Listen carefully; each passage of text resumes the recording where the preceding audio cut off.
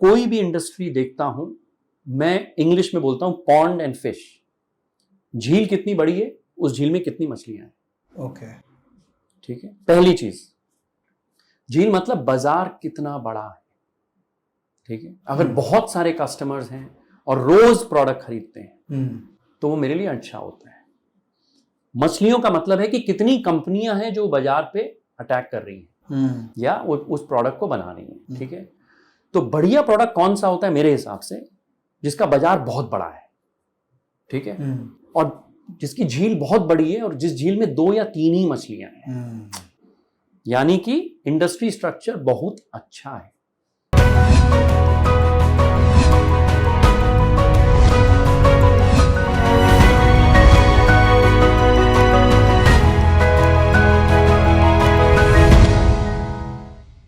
मैंने एक चीज देखा है कि सरस्वती और लक्ष्मी, इसका अगर आपके जीवन में ब्लेसिंग हो जाए ना कॉम्बिनेशन में, तो आपका जीवन एकदम सही पटरी पे रहता है।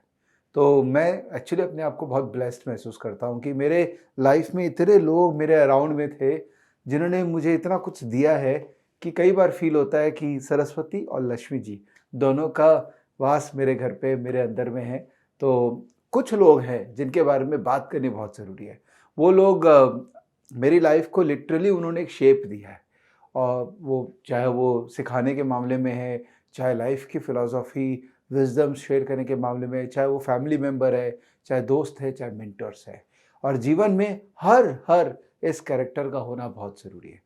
फेस टू फेस जो ये सीरीज़ है जिसको आप देख रहे हैं, इस सीरीज़ के अंदर में एक ही मेरा ऑब्जेक्टिव है कि मैं जितना लोगों से सीख सकूं, उनकी बातों को ग्रहण कर सकूं। पूरा 1-1 घंटा, 1.5 घंटा सुनने के बाद हो सकता है एक ही बात समझ में आए, लेकिन उस बात का मैं वेट करता रहता हूं कि अगर वो बात पकड़ ली और उस बात से अपने आप को इम्प्रूव कर लिया, तो पावर ऑफ कंपाउंडिंग जो मेरे अंदर होनी चाहिए वो होगी। आज इस दिवाली के मौके पे एकदम स्पेशल वीडियो मैंने आपके लिए रिकॉर्ड कर रहा हूँ, और इस दिवाली के मौके पे एकदम ज़बरदस्त फेस टू फेस रिलीज़ होगा। ये फेस टू फेस के अंदर में मैं इंट्रोड्यूस करने वाला हूँ मेरे जो गुरुजी है, मेरे जो मेंटर है अजय शर्मा को। इन्होंने मेरे जीवन में एक योगदान दिया है। योगदान कई बार होता है कि कमर्शियल कोई बंदा योगदान देता है, और सबसे बड़ा योगदान ही वो होता है जो आपके जीवन को आपको आपकी तरह से सोचने पे मजबूर कर देता है कि क्या सही है, क्या गलत है, क्या ये सही डायरेक्शन है। तो जो इंसान आपको डायरेक्शन देता है उसका बहुत बड़ा वैल्यू है। तो अजय शर्मा जो कि मेरे मेंटर है, वो IIM अहमदाबाद से पास आउट है। उन्होंने इंजीनियरिंग बहुत ही रेपुटेड इंजीनियरिंग कॉलेज से किया। वो एक हेज फंड मैनेजर है बेस्ड आउट सिंगापुर, और उन्होंने मार्केट में हर तरह का मोड़ देखा है। इन्वेस्टर हैं, उनको मैंने रिक्वेस्ट किया कि आप फेस टू फेस मुझे दीजिए, ताकि बड़े लोग जिनके पास बड़ा पैसा होता है ना, वो मार्केट में जब इन्वेस्ट करते हैं तो किस सोच से इन्वेस्ट करते हैं ये लोगों को पता लगे, क्योंकि जो छोटे लोग हैं वो भी तो बड़ा होना चाहते हैं ना। तो आज का फेस टू फेस के अंदर में कमाल होने वाला है, लास्ट तक देखिएगा, ज़बरदस्त लर्निंग मिलने वाली है। और एक बात, मैंने इस फेस टू फेस के दौरान अजय भैया को बोला था कि आप अपना यूट्यूब चैनल चालू करिए, बिकॉज आपके अंदर इतना कुछ है कि आपको सबको बताना चाहिए, सबके सामने आना चाहिए। तो उन्होंने मेरी बात मान ली और उन्होंने अपना यूट्यूब चैनल एक्चुअली में चालू कर लिया। ये वीडियो हमने बहुत पहले रिकॉर्ड किया था, but in the mean while उन्होंने अपना यूट्यूब चैनल 15 अगस्त को लॉन्च किया था। ज़बरदस्त यूट्यूब चैनल है, बहुत अच्छी बातें वो हमको समझा रहे, सिखा रहे। तो इस वीडियो के नीचे मैं उनका चैनल का लिंक भी दूंगा, आप वो भी चैनल देखिएगा। ठीक है, तो चलें बात करें अजय शर्मा उफ मेरे अजय भैया से। हेलो अजय भैया, welcome to this face to face. नमस्कार। Ajay, I'm going to call you Bhaiya only because you are my Bhaiya. So I have known you for what, 15-20 years now, probably more. Yeah. So दोस्तों आज बहुत exciting video होने वाला है। थोड़ा nervous feel कर रहा हूँ because when your elder brother is sitting with you, you always tend to feel that way. But learning point of view से, विजडम पॉइंट ऑफ व्यू से, और so much I can get from you, तो time का कोई बाउंडेशन नहीं है। We're going to talk about so many things, about life, about investing. और जैसे कि मैंने स्टार्टिंग में बोला था कि I have seen that people who are good investors, they are great life philosophers. और ये मतलब जनरल मैंने विजय केडिया साहब का किया था, and I found so much depth inside whatever he was telling. So I want to get everything from you, not just in terms of investing but also in terms of life philosophies. कोशिश करूंगा विवेक। मैंने पहली बार ये कर रहा हूँ, कभी life में कैमरा के सामने ऐसे इंटरव्यूज़ नहीं दिए हैं। I hope I can contribute. I am a bit nervous as you can see, कभी किया नहीं है और इसके बहुत इंसिस्टेंस पे मैं ये कर रहा हूँ। Just to give you background, Vivek के जो बड़े भाई हैं विनय, हम लोग करीब अब 20 साल से दोस्त हैं। हम मुन्नार में मिले थे पहली बार। विनय अपनी वाइफ के साथ आए हुए थे छुट्टी पे, मैं शालिनी के साथ गया था, ब्रेकफास्ट टेबल पे मिले और वो जो दोस्ती शुरू हुई थी, फिर विवेक से मुलाकात हुई। I have known him for all these years and he is been a dear younger brother, a friend, and his insistence I'm here. I hope आप लोगों को अच्छा लगेगा। थोड़ा बहुत सीखा है लाइफ में, पूरी दुनिया घूमी है, बाकी देखते हैं। ग्रेट, मज़ा आने वाला है। सो पहले आपके बारे में जानेंगे, how you started this journey of investing. You have been a hedge fund manager, so कहीं से तो आपने चालू की थी फिनेंशियल मार्केट की journey. You are an engineer, I think आपने इंजीनियरिंग, फार्मासिस्ट, राइट। सो वहाँ से शेयर बाजार, एक कॉमन क्वेश्चन लोग मुझे पूछते हैं कि सर मैं तो बीकॉम बैकग्राउंड का नहीं हूँ, तो मैं कैसे शेयर बाजार में आऊँगा। तो ये आई थिंक आज आपके इंटरव्यू से वो मिथ काफ़ी प्रॉब्लम सॉल्व होने वाली है लोगों की। तो giving your background, how it evolved, and then we get into investing discussion. ठीक है, कहाँ से शुरू करूँ, कहाँ पैदा हुआ था वहाँ से या उसके थोड़े लेट? अच्छा बताता हूँ, मजाक। कलकत्ते में पैदा हुआ हूँ। शुरू में बचपन में ही बोर्डिंग स्कूल भेज दिया था पापा मम्मी ने, तब से इंडिपेंडेंस। 8 साल की उम्र में हम काशियांग में पढ़ते थे, दार्जिलिंग के पास। तो छोटे बच्चे को जब बाहर भेज देते हो पापा मम्मी से दूर, मम्मी के आंचल से दूर, तो इंडिपेंडेंस आ ही जाता है। ठीक है, उसके बाद यहीं पढ़ाई करी कलकत्ते में, फिर IIT वाराणसी से फार्मेसी पढ़ी। That's where actually I met my wife Shalini. We have 2 beautiful kids, we live in Singapore. उसके बाद आई अहमदाबाद गया, फिर चूँकि फार्मेसी पढ़ी थी और MBA किया था, तो नौकरी मॉर्गन स्टैनली में लगी। अच्छा, ठीक है, ओके। JM मॉर्गन स्टैनली, निमिष भाई के साथ, विशाल कंपानी के साथ काम करने का मौका मिला, काफ़ी कुछ सीखे। और चूँकि फार्मा का बैकग्राउंड था, तो मैं हेल्थ केयर और कंज्यूमर ग्रुप की इन्वेस्टमेंट बैंकिंग में ज्वाइन किया था। अच्छा, ओके। ठीक है, तो वहाँ 2 साल काम किया। फिर one of the best research firm CLSA ने मुझे रिक्रूट किया हेल्थ केयर रिसर्च करने के लिए। और फॉर्चुनेटली बहुत अच्छी टीम थी। You would have heard of Bharat Parajia, Nem Kumar, Vasu Dange, Bhavtosh, Mahesh, all of them, Ashish Gupta, जितने लोगों का नाम, ये दिग्गज जो हैं हमारी इंडस्ट्री के, हम लोग एक ही फ्लोर पे साथ काम करते थे और बहुत मज़ा आता था। वहाँ फार्मा रिसर्च करी 4 साल। फिर जापान में हमारे एक क्लाइंट थे एड ब्रोगन, जो टाइगर कब थे, उनका अपना बहुत बड़ा फंड था। तो उनको हमारा काम अच्छा लगा था, तो उन्होंने कहा कि why don't you join us. उस सिलसिले में फिर उनकी सिंगापुर ऑफिस खोलने के लिए मैं सिंगापुर मूव किया था 2006 में।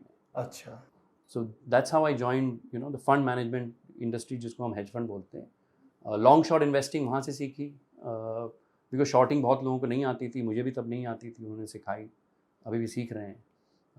बस फिर 2009 में हमारे एक बहुत खास घनिष्ठ मित्र हैं राजेश सचदेवा, वो भी सिंगापुर रहते हैं। वो हमारे फाउंडिंग पार्टनर थे। उनके साथ एक हेज फंड को फाउंड किया जिसका नाम फ्लारिंग ट्री है। फिर जब कोविड हुआ, एक्चुअली बीच में मैंने एक सबैटिकल लिया था कुछ स्टार्टअप्स करने के लिए, एक कीड़ा हो रहा था नई नई चीज़ें करने का, जो आज भी है। तो फिर कोविड में फिर आई डिसाइडेड कि कुछ और करना है अब ज़िंदगी में, link to mentoring, startups, working with youth and so on. तो बस वो एक जर्नी अब शुरू कर रहा हूँ, देखता हूँ कैसी आती है। तो बैकग्राउंड मोटा मोटी यही है। मस्त है।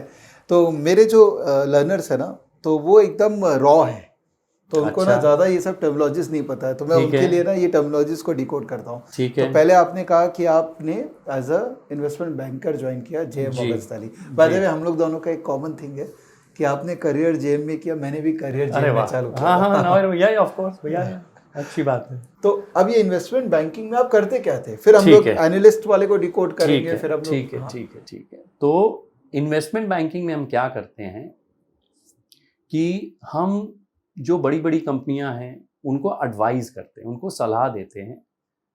आपको छोटा सा एग्जांपल देता हूँ कि लेट अस अज्यूम आप एक रेस्टोरेंट की कंपनी है, ठीक है, और आपको डिसाइड करना है कि मैं यार ऑल ओवर कंट्री में फैल गया हूँ और मैं लेट्स से एक छोटी सी बिरयानी बना रहा हूँ या खिचड़ी बना रहा हूँ, ठीक। और आपने रियलाइज किया कि अब मैं खिचड़ी बना रहा हूँ और मेरा आप मानो कि रोज 1 टन का चावल लगता है, ठीक है, खिचड़ी बना रहे 1 टन का चावल लगता है। वैसे मैं ये ऑन द दिस थिंग सोच रहा हूँ तो कुछ गलतियां भी हो सकती हैं, आप माफ कर देना। यही ब्यूटी है फेस टू फेस का। तो 360 दिन तक मुझे रोज 1 टन चावल खरीदना है, 360 टन चावल खरीदना। अब कोविड में क्या हुआ है कि कई कंट्रीज ने चावल का एक्सपोर्ट बंद कर दिया, चावल के दाम बढ़ने शुरू हो गए। तो अब मेरी टेंशन हो गई है कि यार चावल के दाम बढ़ेंगे, मैं खिचड़ी का भाव तो रोज बढ़ा नहीं सकता, मैं क्या करूं?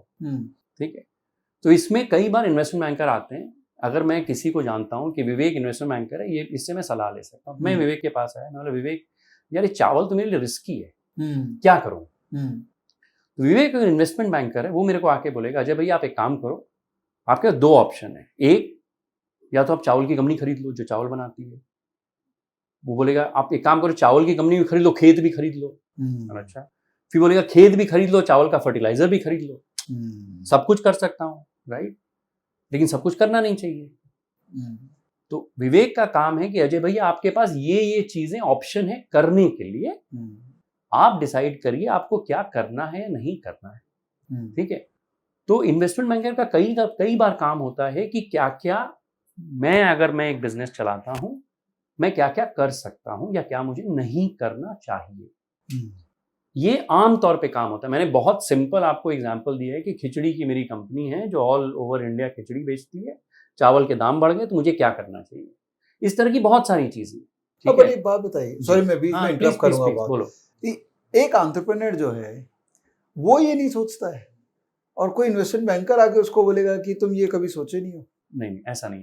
देखो अब मैं खिचड़ी बना रहा हूँ, मेरा काम, आप मेरा एक दिन समझो।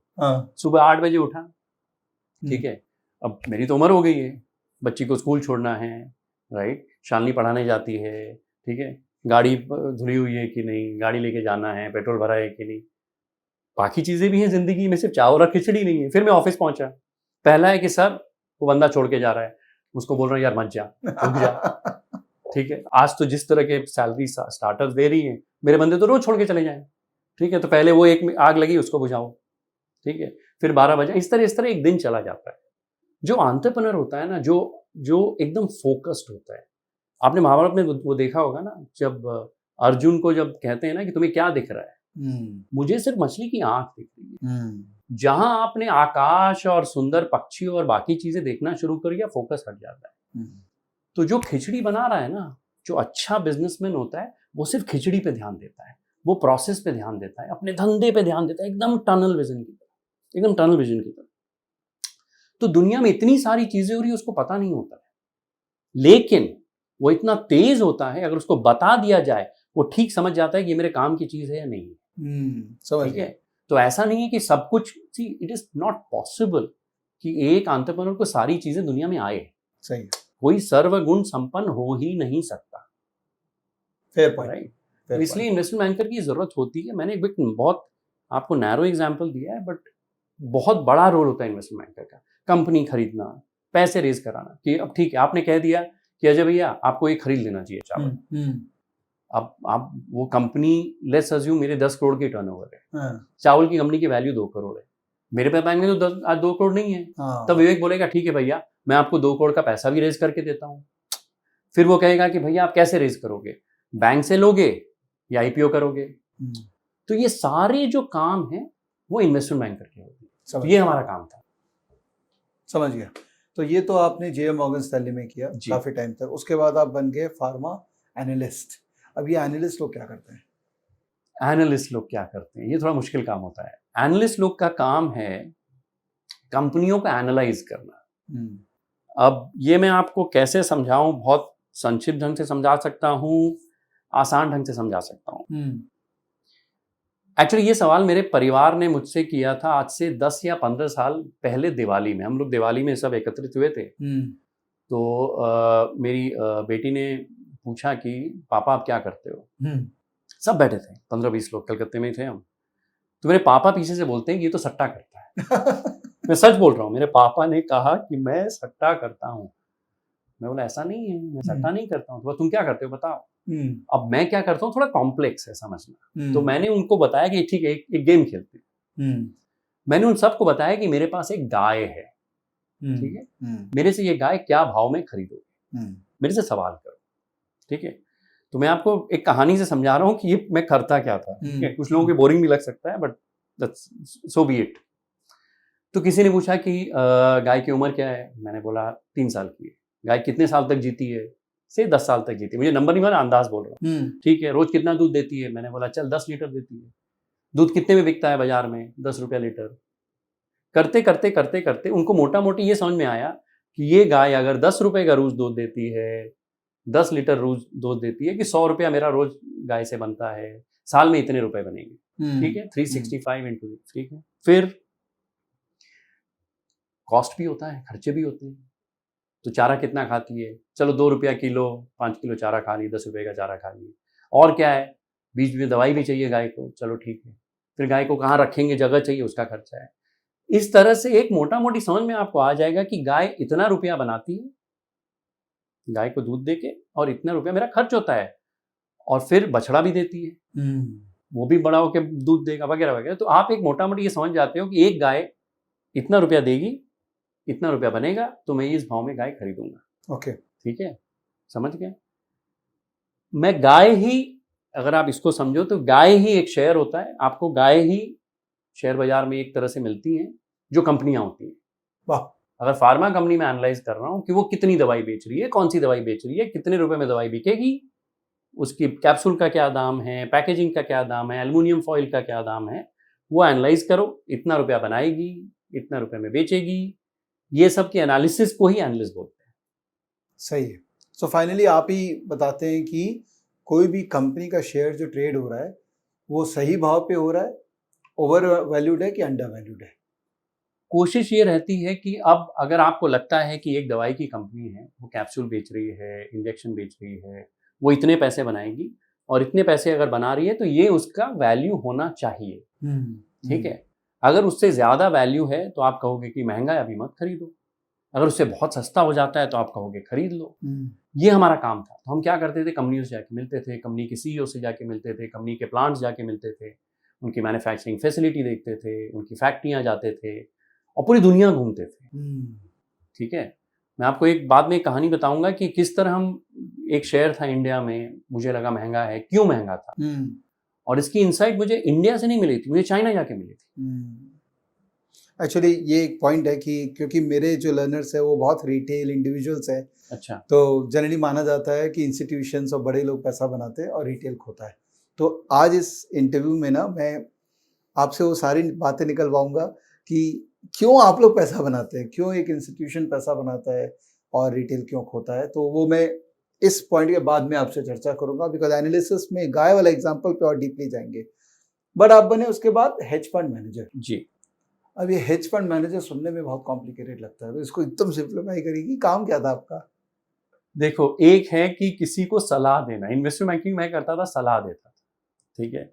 रिसर्च में क्या करता था, एक तरह से सलाह की रिपोर्ट बना के थी कि ये खरीदना या बेचना है। डिसीजन किसका होता था, जिसका पैसा है, जो पैसा लगा रहा है बाजार में। हेज फंड जब हम करते थे तो हम पैसा लगाने वाले हो जाते थे। ओके, ठीक है, कि एनालिस्ट हमको एडवाइस कर रहा है, फिर हम अपना काम करते थे कि ये शेयर खरीदना है, ये बेचना है। उसमें क्या है कि आप जो रिकमेंडेशन दे रहे हो, आप जो सलाह दे रहे हो कि आप ये शेयर खरीद लो, वो सलाह से एक्शन हो जाता था कि हमने वो शेयर खरीदा या बेचा, ठीक है। अब वो ऊपर गया नीचे गया, उसकी सारी रिस्क मेरी है। सलाह में तो क्या है, मैंने कह दिया, मैंने कर लिया, राइट। हेज फंड में क्या है कि हम खुद पैसे डाल रहे हैं। अब हेज फंड क्यों बोलते हैं, जैसे कई तरह के फंड होते हैं, आपने सुना होगा long fund, mutual fund, AIF, PMS। Hedge fund का प्राइमरी मतलब होता है कि आपकी रिस्क हेज्ड है, यानी कि आप शेयर बेच भी सकते हो, आप शेयर खरीद भी सकते हो। इसका मैं डिस्क्रिप्शन आपको बाद में और समझाने की कोशिश करूंगा, बट सिंस हम अभी ये बात शुरू कर रहे हैं, आप ये समझ लो कि मेरा रोल था कि मैंने जो एनालिसिस करी है, जिन कंपनियों से मिला हूं, उनके शेयर्स खरीदने या बेचने हैं, जो मैंने एक डिसीजन लिया है, उस डिसीजन पे पैसे से एक्ट करना, उस डिसीजन पे अमल करना, उस चीज को करना, वो फंड मैनेजमेंट में हम फिर आ गए थे। Okay, fair point. और फिर आपने एक बात मिस कर दिया कि आपने 2016 में स्टॉकेज में भी इन्वेस्ट किया था, वो भी आपका माइलस्टोन था। छोटी सी बात है, मजाक कर रहा हूँ। नहीं, ये एक्चुअली सत्य है कि Vivek is a dear friend, but I invested in stock as not because ये भाई है या फ्रेंड है, purely because of the commitment of him and his team members. Vivek, Vinay और विनीत, मजाक नहीं कर रहा हूं, दे आर आउटस्टैंडिंग एंटरप्रेन्योर्स और कॉम्प्लीमेंट्री स्किल्स इन तीनों में, ठीक है। और इनका जो पैशन था towards teaching financial inclusion and stock market, I have not seen in many entrepreneurs. So उस ध्येय से ही मैंने इन्वेस्ट किया, and it's a matter of pride for me कि मैं इनके साथ आज तक इन्वॉल्व हूँ, ये अभी मेरी बात सुनता है। चलिए, ये तो मैं थोड़ा ऑफ टॉपिक चला गया। तो अब मैं चाहता हूँ उस कंपनी का केस स्टडी में चलते हैं जिसमें मुझे पता है वो केस स्टडी, बट मैं चाहता हूँ एवरीवन शुड नो दैट ये बहुत ही बड़ी फार्मा कंपनी थी और आपने जब सबको इसको लेने बोल रहे थे और आप खड़े होके बोल रहे थे कि बेचो इसको, तो जस्ट ये जो कन्विक्शन आता है, ये जो स्टडी करनी पड़ती है उतनी स्ट्रॉन्ग कन्विक्शन के लिए, ये प्रोसेस स्टेप बाय स्टेप बताइए। ठीक है, मैं कंपनी का नाम नहीं लूंगा, ठीक है, बट ये मैं बता देता हूँ कि वो कंपनी बहुत सक्सेसफुल है, आज भी बहुत अच्छा कर रही है। तो एक ये है, काफी साल पुरानी बात है, लेकिन आपको बेसिक में प्रोसेस बता देता हूँ कि हमने किया क्या। मैंने काफी रिसर्च करी थी, एक रिपोर्ट आई थी हमारी जिसका नाम था अटैक ऑफ द क्लोन्स। वो रिपोर्ट फार्मा में ऑलमोस्ट बाइबल बन गई थी। It was a milestone for me in my life कि वो रिपोर्ट मैंने लिखी थी, काफी मेहनत करी थी। उस रिपोर्ट की एक एनालिसिस ये थी कि इंडियन कंपनियां अमेरिकन कंपनी से compete करेगी और हमारी दवाइयां उतनी क्वालिटी की हैं, उतनी सस्ती हैं, तो हम बहुत पैसे बनाएंगे। तो एक मर्क अमेरिकन कंपनी थी, उसका एक ड्रग होता था उस जमाने में, उसका नाम था ज़ोकॉर। वो हमारे हार्ट के लिए यूज होता है, आप जैसे स्टैटिन्स यूज करते हो कोलेस्ट्रॉल के लिए। मर्क वो दवाई उस जमाने में बेचती थी करीब $55,000 में। ये जो इंडियन कंपनी थी उसने कहा कि मैं ये दवाई बेचूंगी $3,500 में और बहुत पैसे बनाऊंगी। तो इस कंपनी, तो हम लोगों को क्या लगा कि वो 55,000 में बेच रहा है, 3,500 में तो कोई भी खरीद लेगा। मैं जब रिसर्च कर रहा था, मैंने काफी कंपनी के बारे में पढ़ा जो बाहर भी ये चीजें कर रही हैं। ये कंपनी बनाती थी एक प्रोडक्ट जिसका नाम था सिम्वास्टैटिन। ओके, ठीक है। आप इस तरह समझो कि आपको डोसा बनाना है, ठीक है, ये कंपनी डोसा बना रही है और डोसा आपका जो बाहर वाली कंपनी है $55,000 किलो में बेच रही है, ठीक है। ये कंपनी कहती है कि मैं इसको मैं $3,500 में ही बेचूंगी। दाम का फर्क है, वही क्वालिटी, आप यही वाला डोसा खरीदोगे। अब होता क्या है कि मैं चाइना गया, चाइना में एक कंपनी से मिला जिसका नाम था हाइसन। और आप ऐसे सोचो कि जो इंडिया की कंपनी थी उसके पास डोसा बनाने के लेट अस अज्यूम 10 कंटेनर थे, ठीक है, 10। मैं चाइना गया, उस कंपनी के पास 1000 थे, मजाक नहीं कर रहा हूं, 1000। जहां तक नजर जा रही है उसके कंटेनर दिख रहे हैं, ठीक है। इन टर्म्स ऑफ अगर फार्मा में समझाऊं कि रिएक्टर्स जहां ये दवाई बनती है। एक ही फर्क था, इंडियन कंपनी डोसा बना रही थी, ये कंपनी डोसे का बैटर बना रही थी, जो घोल होता है जिससे डोसा बनता है। आप समझ लो, दोनों में फर्क है। अच्छा, हाँ। इंडियन कंपनी को अमेरिका का अप्रूवल था डोसा बनाने के लिए, चाइनीज कंपनी को डोसा बनाने के लिए अप्रूवल नहीं था, लेकिन डोसे का घोल बनाने के लिए अप्रूवल था, ठीक है। अब मैंने इस घोल वाले से पूछा, जो चाइना में मैं बैठा था, कि यार ये आप कितने में बना रहे हो? हाँ। वो कहता है ये मैं 1 किलो $100 में बना रहा हूं। ओके। और ये 2 किलो लगता है 1 किलो डोसा बनाने में। हाँ। गणित ये था। हाँ। 2 किलो इसको मिलाओ, 1 किलो का डोसा बनेगा। हाँ। तो कितना खर्चा हुआ? $200। $200, हाँ, ठीक है। और उसमें तेल का खर्चा, लेट अस अज्यूम डोसे में हमें क्या है, घोल मिलाया, तेल लगाना है, $5 का तेल लगता है। हाँ। सो $205 में डोसा बन सकता है। हाँ। तो मैंने बोला कि आपका कस्टमर तो, लेकिन आप तो डोसा अमेरिका में सीधा नहीं पहुंचा सकते। हाँ। बोलता है मेरा एक जर्मन कंपनी से टाई अप हो गया है, उसके पास डोसे का अप्रूवल है, उसके पास ये नहीं है। अच्छा, समझ गए आप? तो वो क्या कह रहा है कि मैं $200 में तो घोल बनाऊंगा, $5 का तेल डाल दूंगा, पैक करके $5 में उसको जर्मनी भेज दूंगा।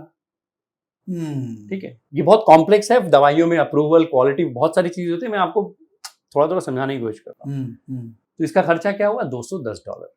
और वो जर्मन कंपनी है, उसका भी नाम है, तो वो कितने में बेचेगी? 350, 400। 3,500 में तो नहीं बेचेगी।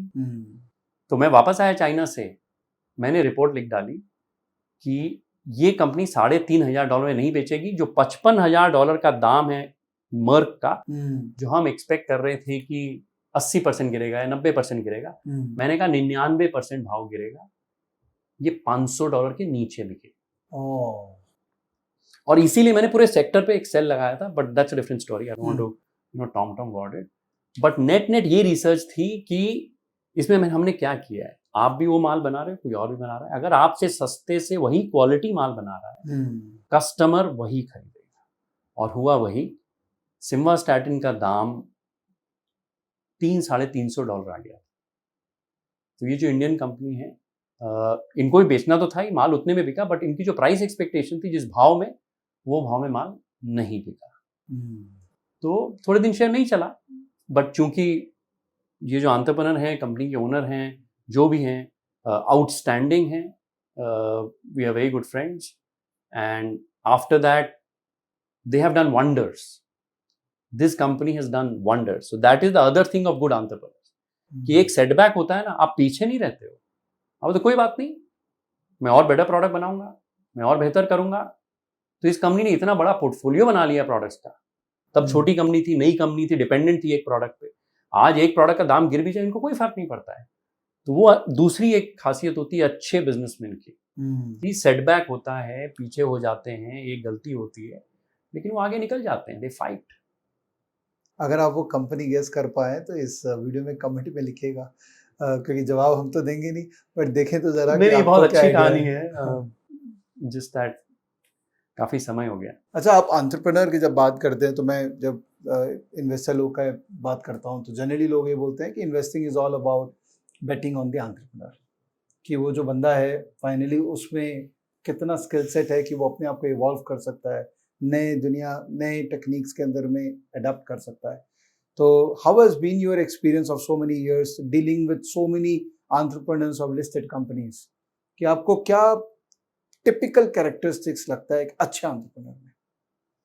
देखो, बहुत सारी चीजें हैं, ठीक है, आई कांट से कि एक ही चीजें, बट मैं एक चीज आपको बताता हूं। मैं हमेशा पर्सनली, आई अंडरस्टैंड कि एंटरप्रेन्योर बहुत जरूरी है, जो जॉकी है, जो घोड़े को चला रहा है, वो बहुत जरूरी है, but there are other things also that matter a lot, specially listed companies, because मैंने करियर मोस्टली लिस्टेड कंपनीज किया था, अब स्टार्टअप्स भी कर रहा हूं।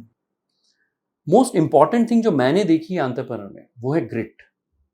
एंटरप्रेन्योर कभी भी गिव अप नहीं मारता है, ठीक है, वो 9 बार गिरेगा, वो 10 बार उठता है। ये मोस्ट, अगर एक कैरेक्टर ट्रेट अगर मैं बताऊं जो मुझे अच्छी लगी, मैं हमेशा देखा है, entrepreneur leads from the front और गिव अप नहीं मारता है। दूसरी चीज मैंने देखी है कि एक एंटरप्रेन्योर ना टीम गजब बनाता है, उसको मालूम है कि वो अकेले दुनिया नहीं जीत सकता। इसीलिए मैं कई बार एग्जांपल देता हूँ ना, वो महाभारत का कि पांडव वाला वगैरह वगैरह, कि 5 पांडव कृष्ण को भी देने पड़े थे, द्रौपदी को, राइट। द्रौपदी ने जो अपने पिछले जन्म में बोला था कि मुझे धनुर्धर चाहिए, बलशाली चाहिए, तो उसका जब रीइंकार्नेशन होता है, तो even Krishna could not give one person with all the things. So entrepreneur knows this very well कि मैं अकेले नहीं कर सकता। कृष्ण को भी 5 पांडव देने पड़े थे, तो टीम चाहिए। तीसरी चीज जो एंटरप्रेन्योर में हमेशा होती है कि उसका जो विजन है ना, वो जो सोच लेता है कि ये मेरा लक्ष्य है, वो वेवर नहीं करता है फिर कि ये भी कर लूं, वो भी कर लूं। एक लक्ष्य लेके वो शुरू हो जाता है, और ये जो 5 टीम मेंबर हैं या जो भी टीम है, उनको वो ऐसे मंत्रमुग्ध कर देता है, ऐसा मोटिवेट कर देता है, ऐसा इंस्पायर कर देता है कि वो पीछे हो लेते हैं। लीड एक ही करता है, सपना एक ही है, उस सपने को अचीव करने में टीम उसकी पूरी मदद करती है। वो टीम को अच्छे से कॉम्पेंसेट करता है, अच्छी सैलरी देता है, स्टॉक्स देता है, उनको डिसीजन मेकिंग के एम्पावरमेंट देता है। तो अगर बहुत सारी चीजें, बट ये 3 तो मुझे हमेशा दिखी हैं कि एक कभी गिव अप नहीं मारता है, एक ध्येय लेके शुरू हो जाता है, और बहुत अच्छी टीम बनाता है। ये 3 चीज जब आती हैं तो एक एंटरप्रेन्योर सक्सेसफुल हो सकता है। लेकिन एक चीज मैंने जो सीखी है, एंटरप्रेन्योर से बड़ा अगर कोई चीज है, वो है मार्केट और मार्केट स्ट्रक्चर। ठीक है, कि आप कितने ही बड़े एंटरप्रेन्योर हो जाओ, अगर आपने इंडस्ट्री, जो आप प्रोडक्ट बना रहे हो, जो आप जिस कारोबार में आप जाना चाह रहे हो वो अगर मुश्किल है और अगर बाजार छोटा सा है, बाजार बड़ा नहीं है, तो आप कितने ही बड़े एंटरप्रेन्योर हो जाओ, आप कुछ नहीं कर पाओगे। तो मैं हम हमेशा बोलते हैं कि एंटरप्रेन्योर है, ये है, वो है, बट मैं हमेशा पहले बाजार देखता हूं कि क्या प्रोडक्ट है, कौन सा मार्केट है, आप किस में जा रहे हो, उसके बाद फिर एंटरप्रेन्योर कौन है, टीम कौन है। ओके, ठीक है। तो एक ऐसे ही जस्ट बात कर रहे हैं तो करते हैं, एनालॉजी ड्रॉ करते हैं कि एक तरफ मुकेश अंबानी है जिन्होंने भी बहुत अच्छी टीम बनाई है, जो एक रेप्यूटेड एंटरप्रेन्योर है, और एक तरफ अनिल अंबानी, उन्होंने भी टीम तो अच्छी बनाई थी, but we know what has happened. तो अगर मुझे, क्योंकि क्या होता है ना सर, रिटेल इन्वेस्टर जब इन्वेस्ट करता है ना तो स्टोरीज में बहुत इन्वेस्ट करता है, स्टोरीज जो चारों तरफ चलती है, लोग बताते हैं, और जनरली मैंने देखा है कि गलत स्टोरी रिटेल तक ज़्यादा पहुंचती है और अच्छी स्टोरीज में इंस्टीट्यूशन पैसा बना लेते हैं ऑलरेडी। तो अगर ये दोनों को कंपेयर करें तो where was Anil Ambani wrong? Let us be very specific. यार ये थोड़ा मुश्किल सवाल है, स्पेशली अंबानी ब्रदर्स के बारे में कि एक क्यों सक्सेसफुल हुए, दूसरे क्यों नहीं हुए। It is controversial, I am no one to talk anything about that. लेकिन मैं एक आपको सोचने का तरीका बताता हूँ कि मैं हमेशा फ्रेमवर्क्स में सोचता हूँ कि एक प्रिंसिपल बना लिया कि ऐसा होना चाहिए, मुझे ये समझ में आता है, इसके दायरे में चीज़ है तो अच्छा है, नहीं है तो मैं नहीं करूँगा। ठीक है, ये मैं आपको समझा देता हूँ, शायद इससे तुमको तुम्हारे सवाल का जवाब मिल जाए। ठीक है। मैं जब कोई भी इंडस्ट्री देखता हूँ, मैं इंग्लिश में बोलता हूँ पॉन्ड एंड फिश। झील कितनी बड़ी है, उस झील में कितनी मछलियां हैं। ओके, ठीक है। पहली चीज, झील मतलब बाजार कितना बड़ा है। ठीक है। अगर बहुत सारे कस्टमर्स हैं और रोज प्रोडक्ट खरीदते हैं तो वो मेरे लिए अच्छा होता है। मछलियों का मतलब है कि कितनी कंपनियां हैं जो बाजार पे अटैक कर रही हैं या उस प्रोडक्ट को बना रही हैं। ठीक है।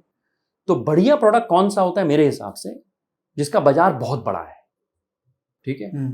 और जिसकी झील बहुत बड़ी है और जिस झील में 2 या 3 ही मछलियां हैं, यानी कि इंडस्ट्री स्ट्रक्चर बहुत अच्छा है।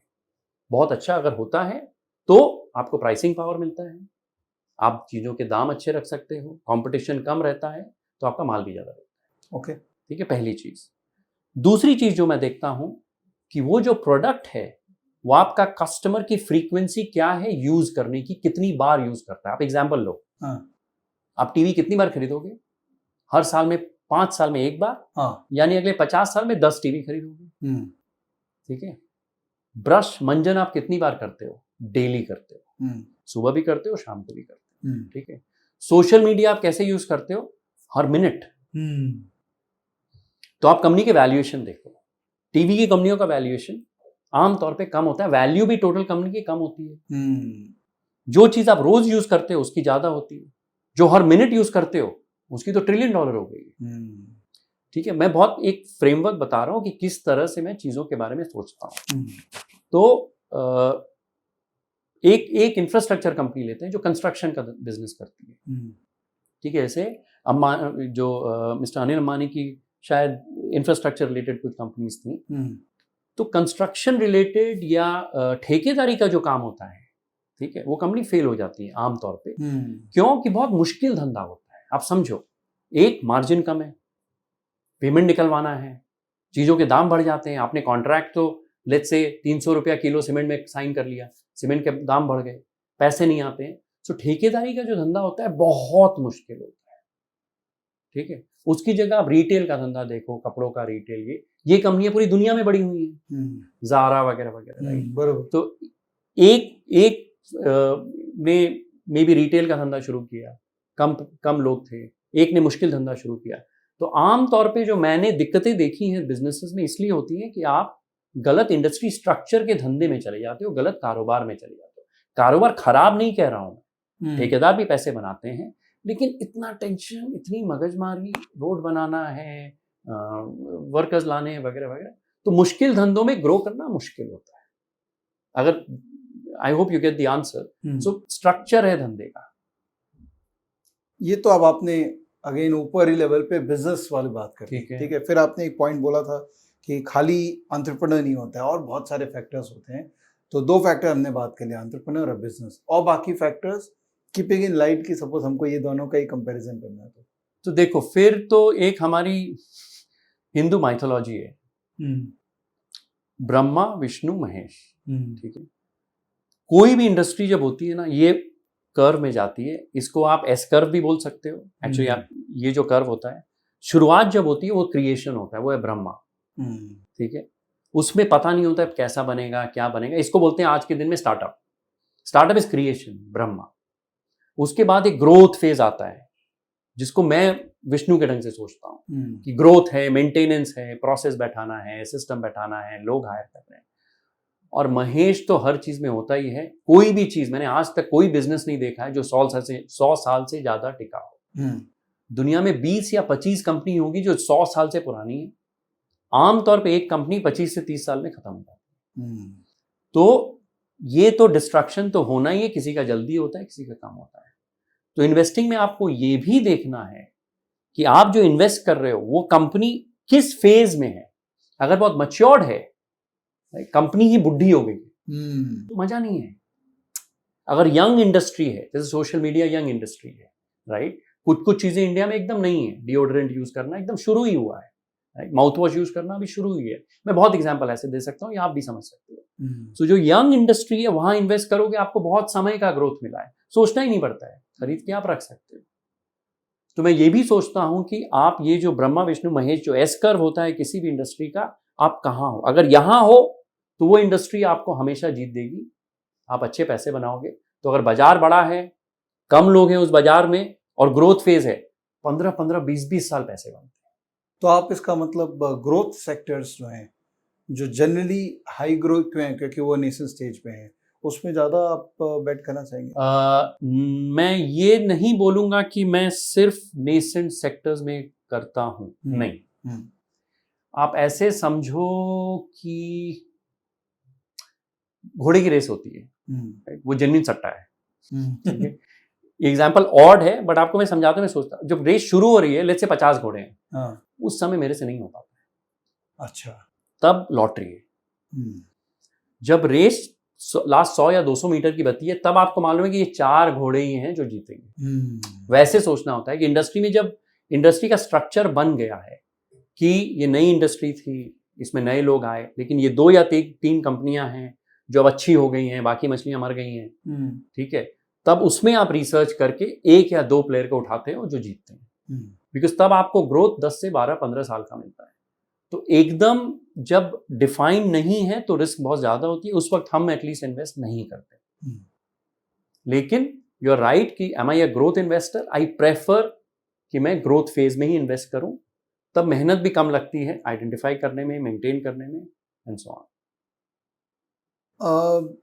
थोड़ा देर ना एग्जिट पे बात करते हैं, ठीक है, बिकॉज आई थिंक इसके बारे में कम चर्चा होती है, और स्पेशली जो इन्वेस्ट करते हैं ना, वो लॉन्ग टर्म के नाम पे ना बहुत कुछ छिपा देते हैं पीछे। जैसे मेरा एक दोस्त है, मुझे बोलता है कि लॉन्ग टर्म के लिए स्टॉक ले ले, तो मैं उसको बोलता हूँ भाई स्टॉक गिर जाएगा अगर 20%, तभी भी तुम ये बोलेगा लॉन्ग टर्म के लिए ले ले। 50% गिर गया तभी भी तुम ये बोलेगा, बिकॉज लॉन्ग टर्म के मेरे को पता ही नहीं है ना लॉन्ग टर्म क्या होता है। तो एक बार एग्जिट की बात करते हैं। एज अ इंस्टीट्यूशन इन्वेस्टर और हेज फंड मैनेजर, बड़े लोग, आप लोग एग्जिट क्या बेसिस पे करते हैं? देखो, इसमें मैं एक आपको ऐसा जवाब नहीं दे सकता जो सब पे लागू होता है। ओके, ठीक है, चलिए आपके कुछ मिस्टेक्स को ले लेते हैं। हाँ, तो उससे हम सीख जाएंगे। ठीक है, तो मैं मिस्टेक के पहले आपको एक प्रिंसिपल बता देता हूं जो मैं see, because exit is dependent on portfolio आपका क्या है। ठीक है, मैं समझाता हूँ। लेट अस अज्यूम आपके पास 10 कंपनियां हैं, तो आपका 10 स्टॉक का पोर्टफोलियो है, या आपके पास 20 कंपनी है, आपका 20 स्टॉक का पोर्टफोलियो। ठीक है, तो पोर्टफोलियो जो बनता है वो इंडिविजुअल कंपनियों से बनता है। आपका जो आकाश है इंडिविजुअल तारों से बनता है। ठीक है, अब मैं आपको समझाता हूं कि मैं सोचता कैसे हूं, इंस्टीट्यूशंस कैसे सोचेंगे। आप कुछ भी करते हो शेयर बाजार में, आपके पास 4 ऑप्शन होते हैं। आप बहुत बड़ा पैसा बना सकते हो, which is what I call large profit. आपको मैं ग्राफ दिखाऊंगा, लार्ज प्रॉफिट। दूसरा ऑप्शन क्या होता है? छोटा सा मुनाफा, स्मॉल प्रॉफिट। तीसरा ऑप्शन क्या होता है? Small loss. चौथा क्या होता है? भारी भरकम लॉस। 4 ऑप्शन होते हैं कुछ भी करने में। आपके इन्वेस्टिंग, जब भी आप किसी भी चीज में पैसा डाल रहे हो, आप पहले तो काफी सालों तक डालोगे।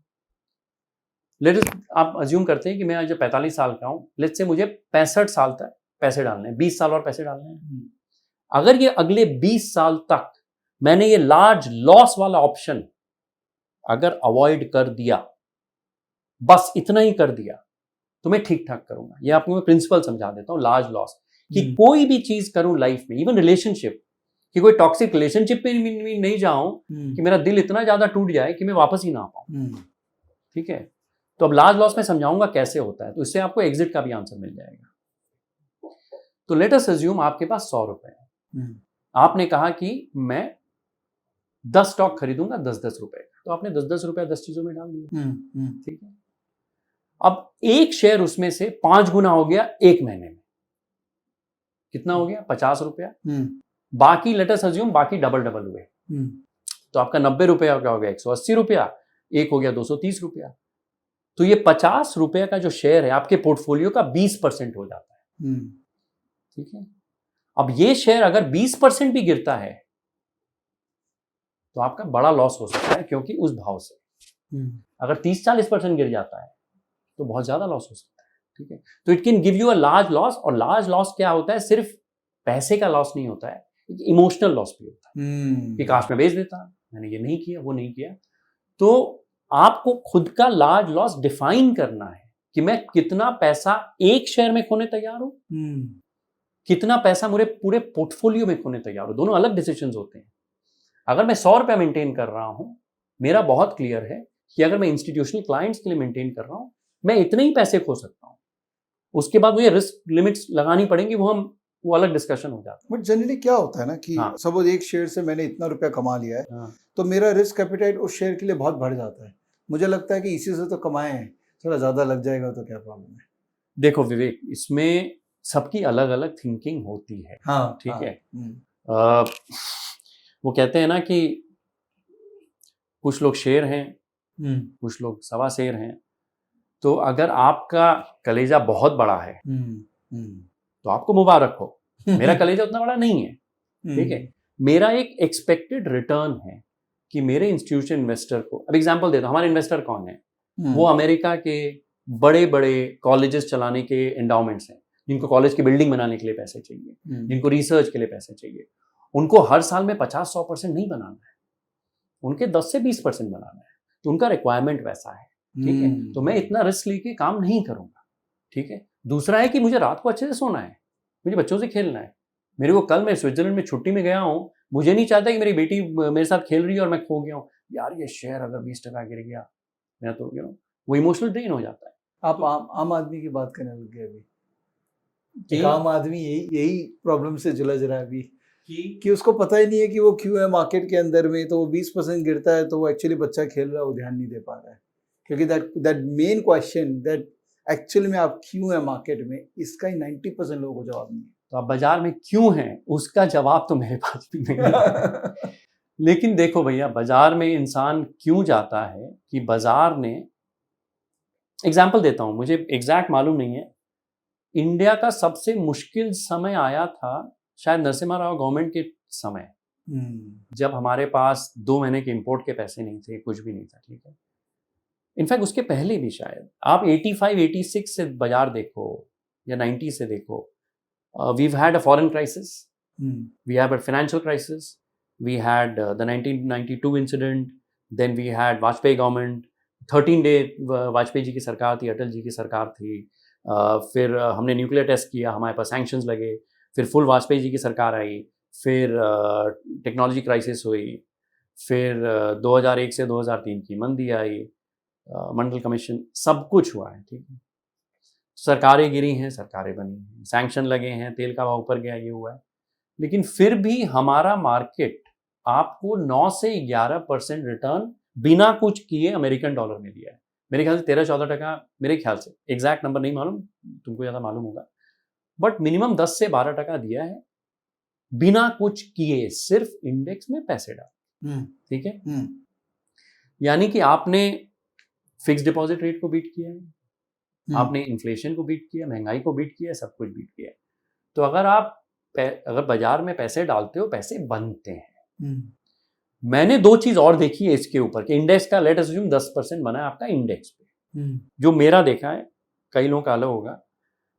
दुनिया में मोस्ट देशों में अगर आपने सरकारी कंपनियां अवॉइड करी हैं, ओके, आपका 2% ये एग्जैक्ट नहीं है लेकिन आपका इंडेक्स से 2% ज्यादा बनेगा। ओके, ब्रेनलेसली हम तो हमेशा सरकारी कंपनी से दूर रहते हैं। क्यों पॉलिसी ड्रिवन होती है कि अगर महंगाई बढ़ जाती है तो आप चीजों के दाम नहीं बढ़ा सकते वगैरह। तीसरी चीज होती है कि हर बाजार में चोर डकैत वाली कंपनी आती है। अगर आप चोर डकैत की कंपनियां कि ये 1 महीने में 5 गुना हो जाएगा, ये नई इंडस्ट्री है, जैसे एक्वाकल्चर की इंडस्ट्री हर 5 साल में आती है, हाँ, फिजिकल से कुछ टेक्नोलॉजी कंपनी के नाम पे कंपनियां आती हैं वगैरह। आप चोरों को अवॉइड करें, मोस्टली सरकारी कंपनियों को अवॉइड करें, तो आप बाजार से 2-3% और ज्यादा बना लें। 12-13% आपका बन जाता है, आमतौर पे खराब नहीं है। ठीक है, मुझे कोई डबल ट्रिपल वैसा करने की कोई इच्छा नहीं है, सडनली होता भी नहीं। तो अगर आप बाजार में हैं, गलतियां कम करें, इंडेक्स में पैसे लगाएं, कुछ चीजों को अवॉइड करें और चोरों से दूर रहें। सही है, तो बहुत सही फॉर्मूला है। अब आपकी गलतियों पे चलते हैं, तो कुछ बताइए, स्टॉक स्पेसिफिक नाम लेना चाहे तो लीजिए, नहीं तो कोई बात नहीं है, पर केस स्टडीज तो बताइए कि कहाँ आप गलत हुए थे। विवेक, गलतियां तो इतनी करी है कि मतलब 1 हफ्ता लग जाएगा बात समय इतना है नहीं। ठीक है, 2-3 मेन बता दीजिए, क्योंकि गलतियों से सीखते हैं। अच्छा, मैं बताता हूँ गलतियां मेरी जो हुई हैं आम तौर पे। आपके सबके घर में डोरमैट होता है, जिसको हम पाँव पोंछना बोलते हैं, हिंदी में पाँव पोंछना। होता क्या है कि जब मैं नया नया था इंडस्ट्री में, सब कुछ मुझे पर्शियन कारपेट लगता था, आपसे एकदम कालीन लगता था, बहुत सुंदर, 1000 वो स्क्वायर इंच में 1000 नॉट्स होते हैं एकदम, ठीक है, वैसा ही लगता था, ये तो होने वाला है। कई बार होता क्या था कि हम पाँव पोंछना खरीद लेते थे, डोरमैट खरीद लेते थे, और डोरमैट का भाव बढ़ जाता था कि आपने एक शेयर खरीदा, उसका दाम बढ़ गया। ठीक है, तो डोरमैट का प्राइस हो गया है लेटेस्ट से एक प्यारी कंबल जितना। अब हमको लिखता है यार मैंने तो क्या शेयर खरीदा है, ठीक है, ये डोरमैट बन गया कंबल, अब ये बनेगा पर्शियन कारपेट, एकदम शानदार कालीन, और कालीन भी ऐसा बनेगा जिसमें अली बाबा की तरह उड़ भी पाऊं, सॉरी अलादीन की तरह दुनिया सैर करूं। होता क्या है, वो डोरमैट ही रहता है, डोरमैट्स कभी कालीन नहीं बनते। तो मेरी इनिशियल करियर में काफी गलतियां हुई थी। मोस्टली अगर मैं एक चीज आपको बताऊं जो मेरा गलती का कारण था, कि डोरमैट खरीदता था और लगता था कालीन बनेगा, इसलिए एक अंगूर का जूस खरीदा है और लग रहा है ये तो फाइन वाइन बन जाएगा अपने आप, ऐसा कभी होता नहीं है।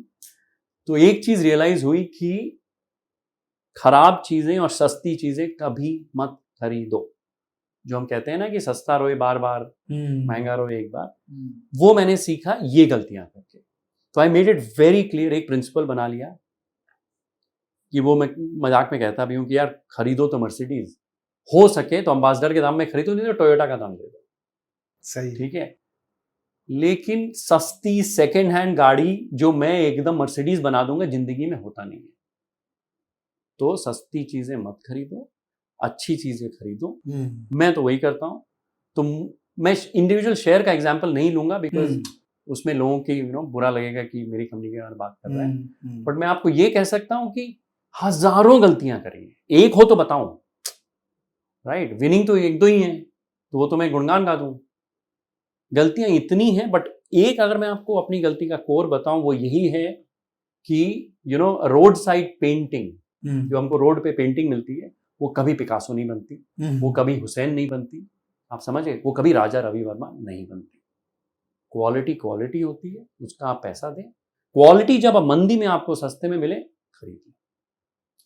मुझे याद है आपने मुझे बहुत साल पहले एक बात बोली थी और मेरे एकदम रजिस्टर हो गई थी माइंड में, और मैं भी बहुत बार यूज़ करता हूँ। तो मैं आज आपको बता रहा हूँ कि ये बात मेरी नहीं थी, इनकी थी, जो मैं यूज़ कर लेता हूँ। वो है कि आपके लाइफ टाइम में आपको 4 बार बड़े मौके मिलते हैं, ये आपने मुझे कहा था, तो इसको आप इलैबोरेट करिए। ओके, होता क्या है, अगर आप शेयर मार्केट के चार्ट्स देखोगे, ब्रॉडली हर 10 साल में घोर मंदी आती है, कोई ना कोई इसका कारण होता है, चाहे वो कोविड भी हो सकता है, चाहे ग्लोबल फाइनेंशियल क्राइसिस भी हो सकती है, चाहे टेक क्राइसिस हो सकती है, चाहे रशियन डिफॉल्ट हो सकता है 97 का। तो अब तो होता क्या है, जो मैंने देखा है, अगर आप इंडेक्स को देखो, कोई भी इंडेक्स, अमेरिका का इंडेक्स देखो, जापान का देखो, चाइना का देखो, इंडिया का देखो, हर 10 साल में एक मंदी आती है जो शेयर पूरा बाजार 30 से 50% गिरता है, पूरा बाजार। फिर क्या होता है कि थोड़े थोड़े फेजेस आते हैं जब बाजार को छींक आती है, तो बाजार 5 से 10% गिरता है, जो हर 3-4 महीने में होता है। और बीच में कुछ फेजेस आते हैं जहां छोटी सी करेंसी क्राइसिस हुई है, ये हुआ, जहां 20 से 30% गिरता है। तो जब मैंने तुम्हें कहा था कि 4 तुम्हें मौके मिलेंगे, तो मेरा ये था कि अगर आज से तुम 30 साल के हो, 70 साल तक तुमको इन्वेस्ट करना है, 4 बार घोर मंदी आएगी। ठीक है। और उस घोर मंदी में होता क्या है, जो मेरे साथ हुआ है, कि जैसे सबकी हालत खराब होती है, मेरी भी होती है। ठीक है। तो इसमें कोई दो राय नहीं है कि मैं भी इमोशनली डिप्रेस रहता हूं, मेरी हालत भी खराब है, जैसा तुम फील करते हो मैं भी वैसा फील करता हूं।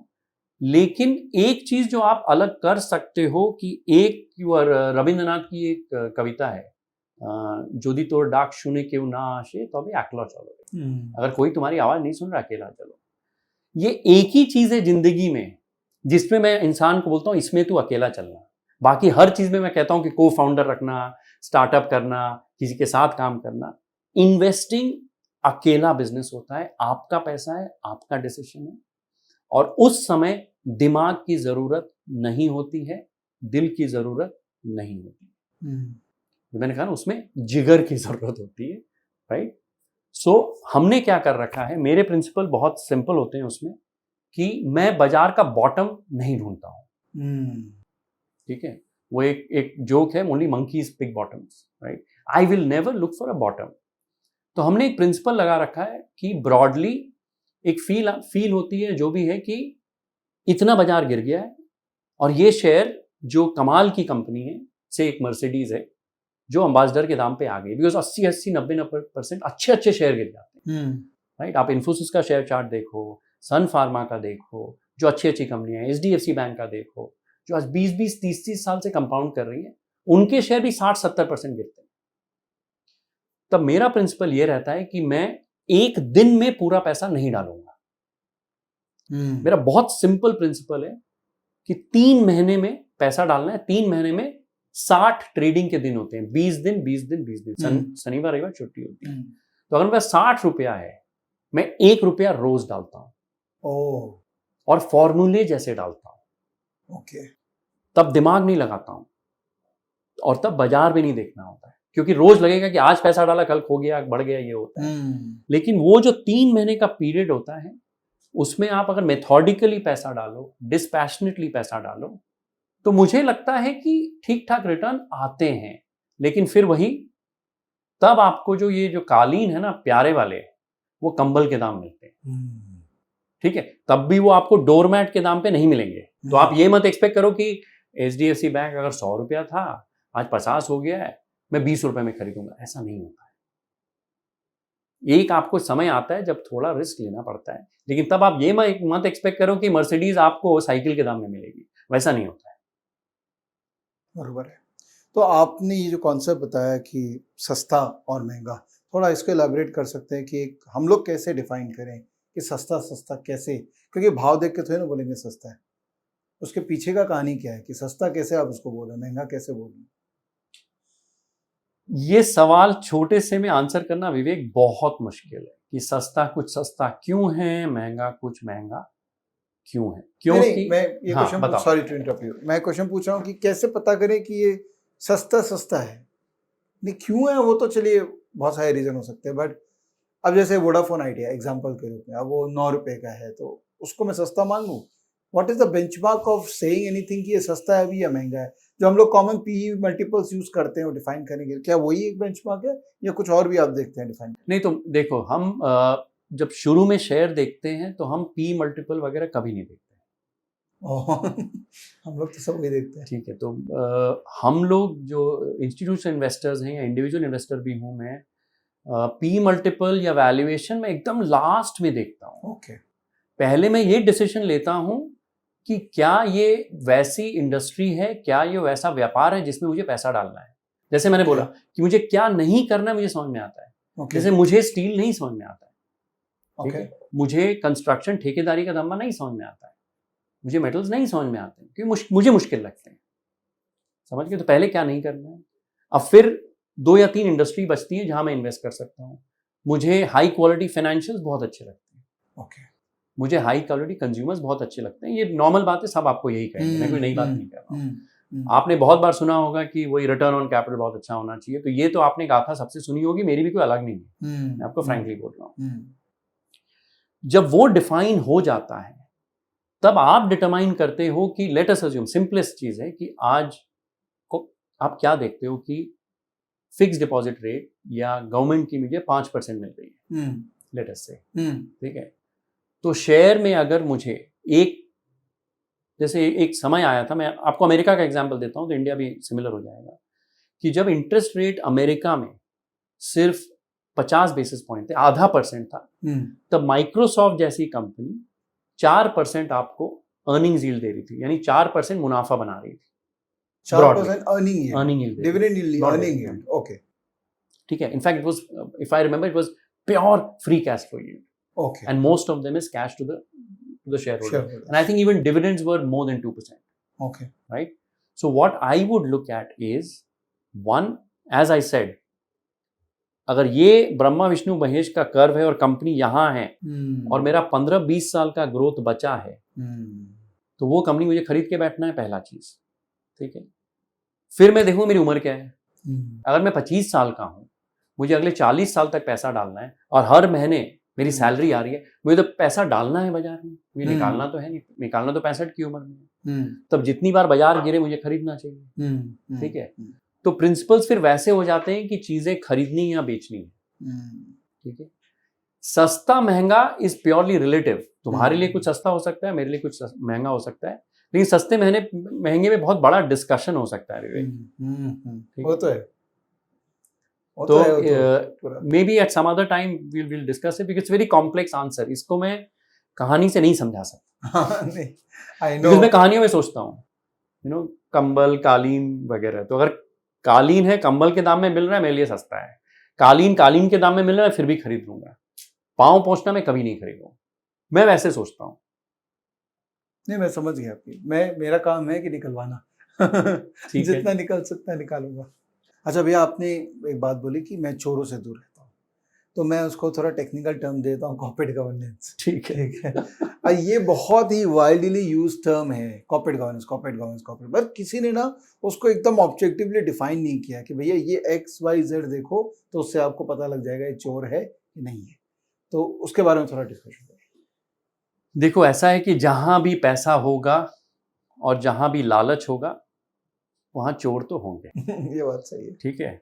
और भगवान ने सच में चोर बरोबर बांटे हैं दुनिया में हर जगह। अच्छे लोग भी, वो बेल कर्व होता है ना, एक चीज हमने सीखी थी, बरोबर चोर बांटे हैं, बरोबर बहुत अच्छे लोग बांटे हैं, बरोबर कम होते हैं लेकिन होते हैं, और शेयर बाजार में तो पक्का होते हैं। नहीं, उन्होंने बोला था कलयुग में चोर ज्यादा होंगे, तो थोड़ा स्क्यूड है वो बेल कर्व, नहीं?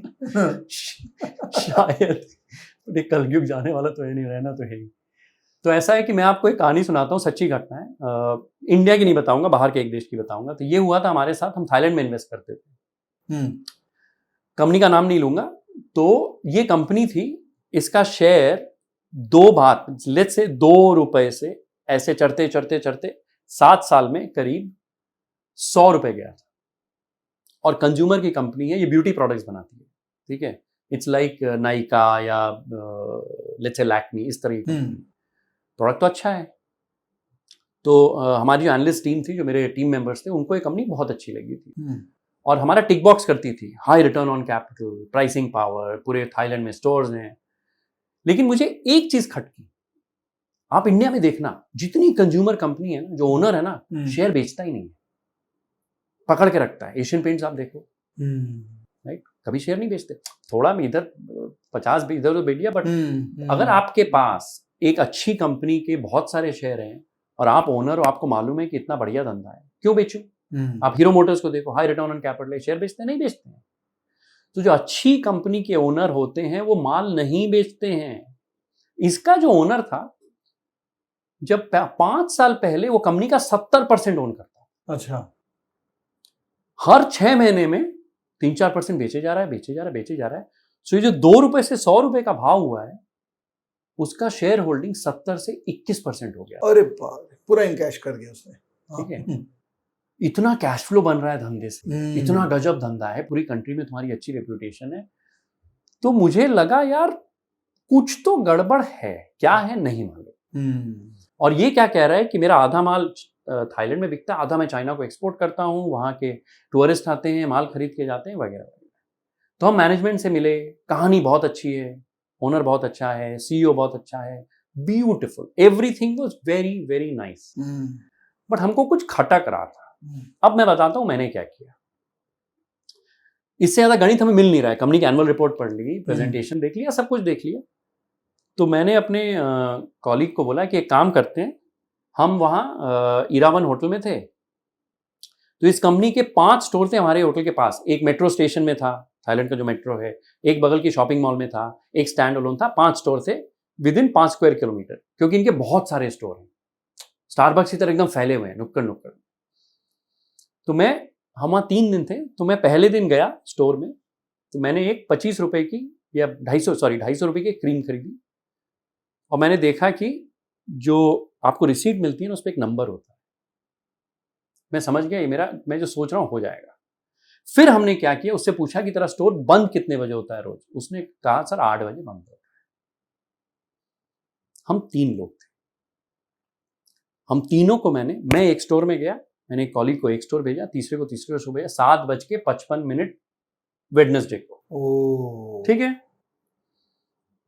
हमने एक एक क्रीम खरीदी, 7:55 वेडनेसडे। अगले दिन 7:55 शाम को उसकी जो मशीन है सेम मशीन है, यानी कि सारी रिसीट नंबर की है। फिर क्रीम खरीदी। 3 दिन हमने लगातार किया। मैनेजमेंट कह रहा है कि ये वाला जो मॉल वाला स्टोर है हमारा हाईएस्ट सेलिंग स्टोर है। तो मोटा मोटी हमने देखा कि वो स्टोर में करीब 40 से 50 का माल रोज बिक रहा था, और उसने कहा था कि हर मोटा मोटी एक कस्टमर 1000 रुपए का सामान खरीदता है। तो हमें गणित आ गया कि ये स्टोर में कितना माल साल में बिकता है, अंदाज था।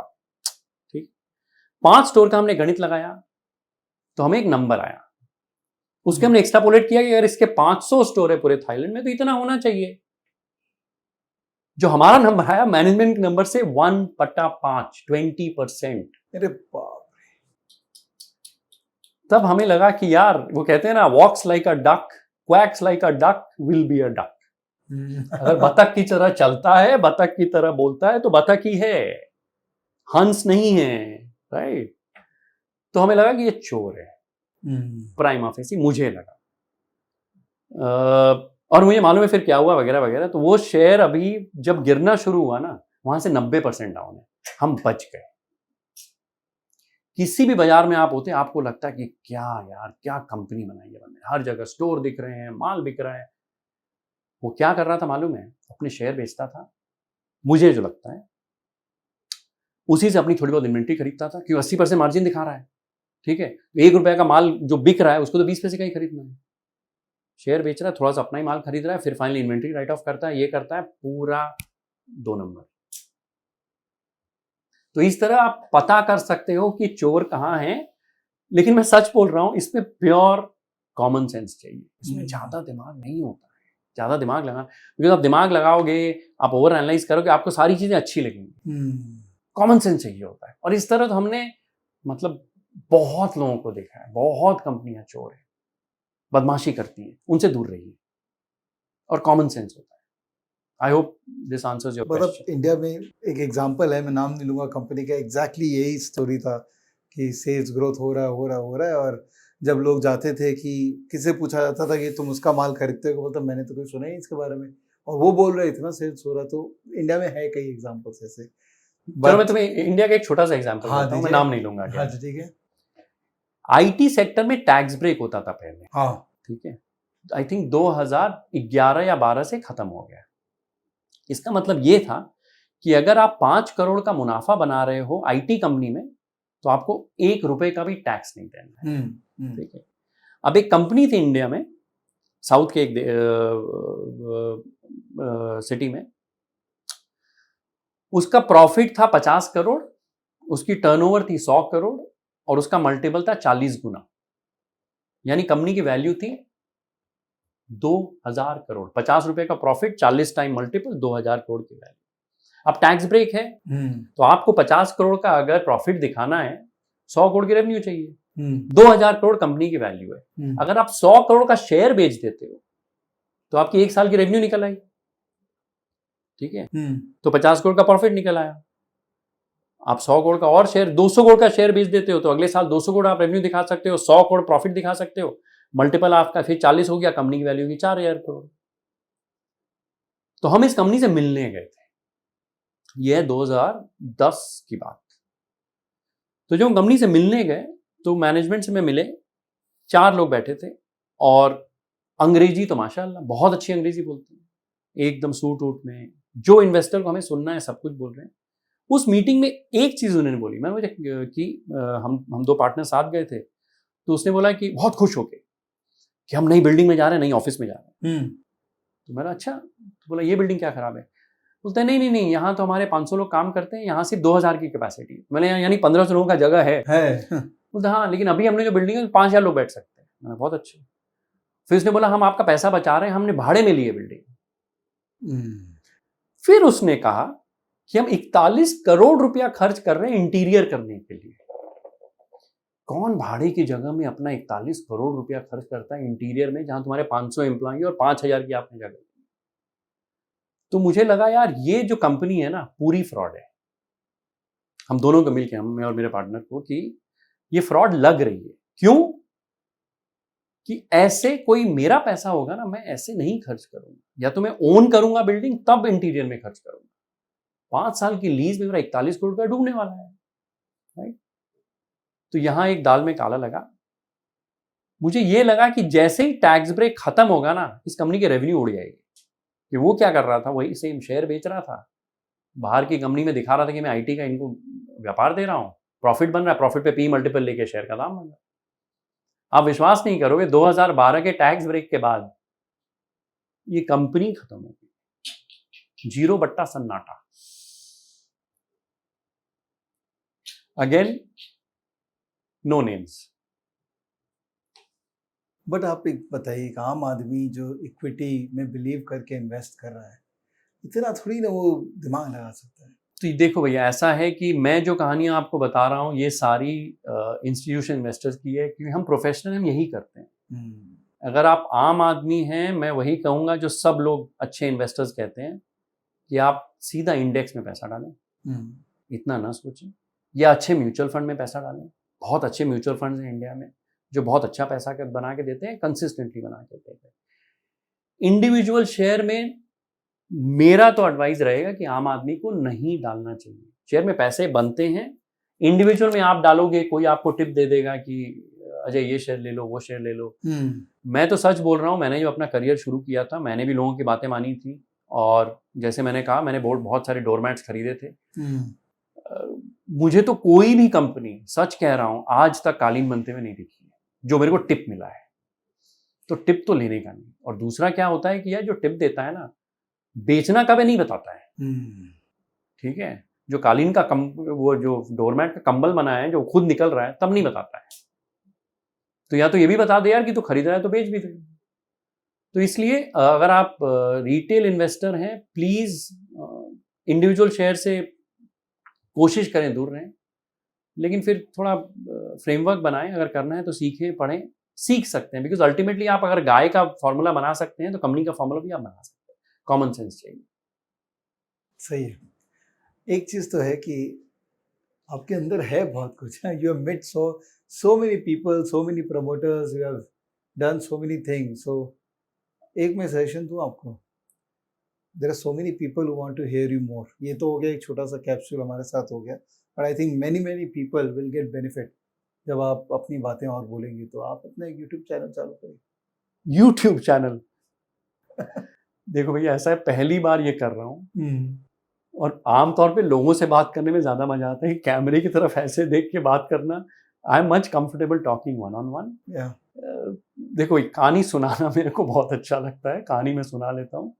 तुझे तो मेरी कहानी सुनना भी अच्छा लगता है, so that's why I am here.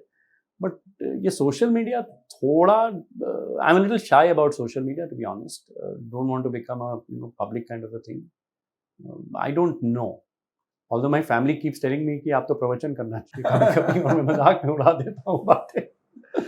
नहीं So मुझे I don't want to be a YouTube बाबा यार. मैं भी please. ये सोचता था पहले, बट हाँ. You know after I realize that through social media we can reach to so many people, जहाँ तक आप अपनी बात पहुँचा सकते हैं. और जनरली मैं भी कुछ भी रिकॉर्ड कर रहा हूँ तो मैं तो अपने लिए रिकॉर्ड कर रहा हूँ कि चलो फ्यूचर में मेरी जनरेशन या people who want to remember me for whatever content I had inside me, they should get the benefit. नहीं तो आप तो लिमिटेड लोगों तक ही बात पहुँचा सकते हैं. सोशल मीडिया का बहुत पावर है. I know you belong to that school of thought जो सोशल मीडिया को अलग तरीके से देखते हैं, बट आई थिंक इसको सोशल मीडिया मत देखिए, इसको it's a platform to reach to many people. So my sincere request will be that if you can start not as a YouTuber but as someone who can inspire many people, many entrepreneurs. एक जो business कर रहे हैं ना अभी, इतने entrepreneurs हैं. India in the crux of massive revolution of new category of entrepreneurs emerging. So it's, and you know that it's a lonely battle. हम लोग जितने लोग बिजनेस कर रहे हैं वो अकेले लड़ रहे हैं किसी ना किसी चीज से. और India is such a tough country to do business. यहाँ पर प्राइसिंग हमेशा क्वेश्चन होता है, यहाँ पर पॉलिसी हमेशा क्वेश्चन करती रहती है. तो we are capitalistic country but we are kind of a socialistic also. There is so much an entrepreneur wants to learn from people who have experience of entrepreneurship. You have been an entrepreneur, you have failed in some Many. in some, you have succeeded in many. तो मेरी एक story No, failed in many, succeeded in very few. That's the story of all the entrepreneurs. सारे entrepreneur का ऐसा ही होता है कि fail करने के बाद ही जो इमर्ज होता है उसमें वो सक्सेसफुल हो जाते हैं. So a small request from my side before we end this one that कभी-कभी थोड़ा रिकॉर्ड करें. कोशिश करते हैं, देखते हैं, but I am little shy about YouTube and social media. मैं Facebook पे नहीं हूँ, कहीं नहीं. जो तुम्हारा गाइडेंस है कोशिश करेंगे, देखते हैं. मैं करवा दूंगा दोस्तों, because we need people like him to come forward and talk to all of us. तो मैं आपको कमिट करता हूँ कि I will make sure that he does come. So thank you so much. मजा आया. Thank you. बहुत मजा आया रिकॉर्ड करके. And I am sure people who have stayed till the end, which typically my audience, they love to see the entire video. लंबा चल गया but they'll get lot of wisdoms and फायदा उठाएंगे आपके interactions का. Thank you दोस्तों. Thank you for staying till the end. Bye.